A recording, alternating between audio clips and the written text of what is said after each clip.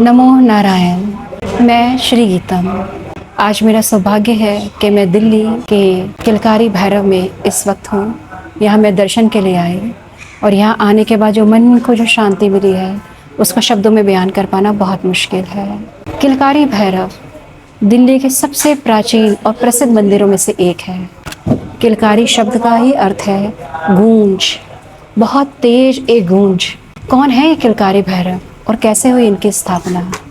Malloc मान्यता के अनुसार पांडव जब खांडव प्रस्थ, जो जिसको इंद्रप्रस्थ के नाम से भी जाना जाता है, हाँ, जो कि आज के करंट टाइम में जिसको हम दिल्ली में बैठे हैं, दिल्ली नगर। खांडव प्रस्थ जब वो वहाँ पर आए, महाभारत काल में जब पांडव यहाँ पर आए, जिस जगह का नाम था खांडव प्रस्थ। खांडव प्रस्थ को इन्होंने जब इसको नाम बदल कर इंद्रप्रस्थ रखा तो इस क्षेत्र की रक्षा के लिए उन्होंने जगह जगह स्थापनाएं की। जब इस जगह पर भैरव की स्थापना हो रही थी तो इतनी तेज एक नाद होता है, गूंज होता है, और तभी उन्होंने नाम रख दिया इस जगह का किलकारी भैरव। है कौन किलकारी भैरव और जाने तो इसकी और कथाएं जो प्रचलित हैं। जब माँ काली जब चलती है ना रणभूमि के अंदर, तो सबसे पहले उनके आगे होते हैं हनुमान, पंचमुखी हनुमान। एक के माँ काली आ रही है, माँ काली रणभूमि में आ रही है। उसके बाद आते हैं भैरव, किलकारी भैरव। किलकारी भैरव जिनकी किलकारी से ही सहस्त्रों राक्षस का वध हो जाता है।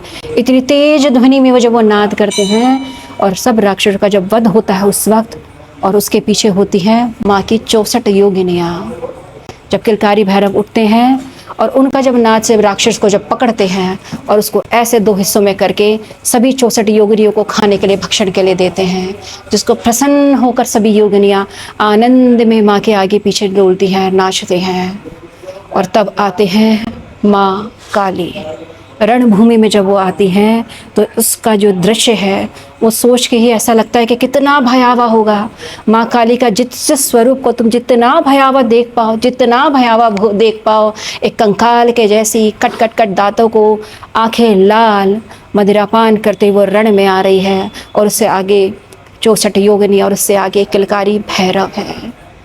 इस दृश्य को जरा सोचिए। और आज मैं उसी स्थान पर हूँ, उन्हीं के दर्शन के लिए आई हूँ। ये स्थान एक साधारण स्थान नहीं है। ये सभी साधकों के लिए, तांत्रिकों के लिए ये सदैव से एक साधना का स्थल रहा है। यहाँ आकर भी कितने साधकों ने, तांत्रिकों ने, अघोरों ने आके साधना की है। हम जो भी अपने गृहस्थी में परेशान होते हैं ना, छोटी मोटी जो भी बाधाएं हैं, हमारे पास सब तो है, हमारे पास भगवान। हम क्यों दर दर भटक रहे हैं? हम किसी के पास क्यों जा रहे हैं? किसी मीडिएटर के पास क्यों जा रहे हैं? हम डायरेक्ट जाके भगवान से अपनी प्रार्थना क्यों नहीं कर रहे हैं? तो जो भी दिल्ली या दिल्ली के आसपास जो भी हैं, तो आपकी रक्षा के लिए जिसको पांडवों ने बनाया, भगवान खुद साक्षात यहाँ प्रकट हुए, वो है किलकारी भैरव। आपकी जो भी इच्छा हो, यहाँ पर साथ में दूधिया भैरव भी हैं इसी स्थान पर। यहाँ पर आके जब आप आते हैं, भोग चढ़ाते हैं, ये भगवान भैरव का रौद्र रूप है, बहुत रौद्र और रक्षक स्वरूप है। यहाँ के भैरव इस नगरी की रक्षा करते हैं, इस नगरी में रहने वाले लोगों की रक्षा करते हैं। उनका कार्य है जो भगवान शिव ने उनको असाइन किया है। इसके साथ ही है दूधिया भैरव, इसी यहीं पर पास में है जहाँ पर दूध चढ़ाया जाता है। दूध जो भगवान भैरव का बिल्कुल सौम्य और प्रेम वाला स्वरूप है।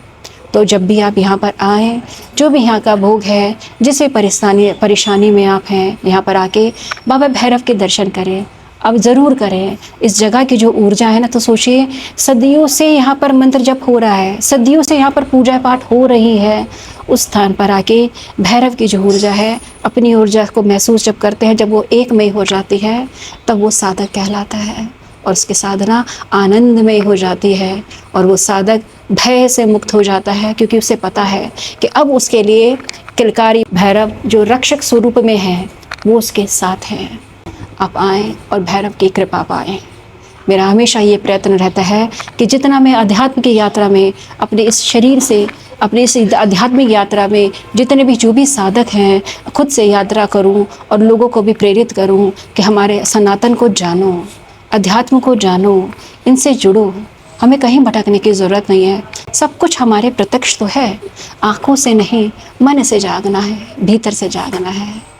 तो मेरी यात्रा ऐसे ही चलती रहेगी और आपको और प्राचीन और आध्यात्मिक स्थलों पर ले जाने का मेरे को सौभाग्य जो माँ भगवती ने दिया है, मैं उस कार्य में सदैव रहूँगी। नमो नारायण।